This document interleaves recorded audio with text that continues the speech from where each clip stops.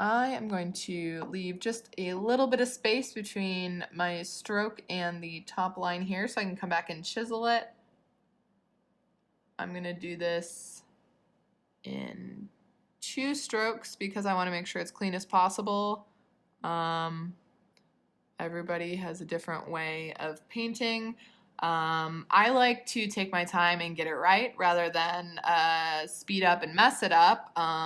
It's always worth it to take your time because then if you practice doing the motions correctly over a long period of time, you'll be much better for it. Practice does make perfect, so rushing definitely isn't worth it in this case. And a lot of people assume that they're just going to be, slapping together brush strokes, but you'll find that that actually results in a sloppier letter. And I like to keep my edges, very clean, yet still maintaining the human element. So yeah, I think it's important to slow down and take your time and just produce a really good natural looking letter form rather than something that's sloppy. So I'm going to follow along here, and I'm really paying attention to my negative space on the curve there. And for curves, we're always going to take our time and make sure it's just the tip of my brush. And then now, this is the time to clean up and make sure we're being consistent. I got to fill in over here and over here, and then I might want to clean up this edge here.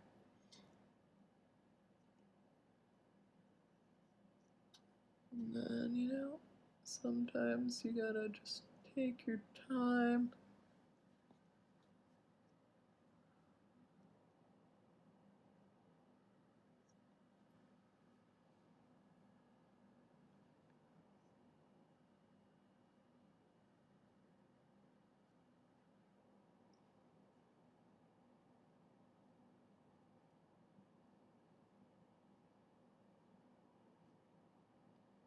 And you can do all of these practices, taped to a wall or on an easel, but you can definitely do it flat on a table as well.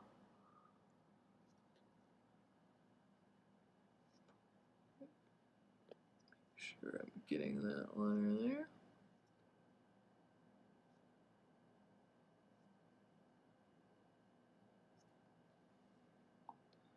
All right, and there you have it, a Gothic letter J.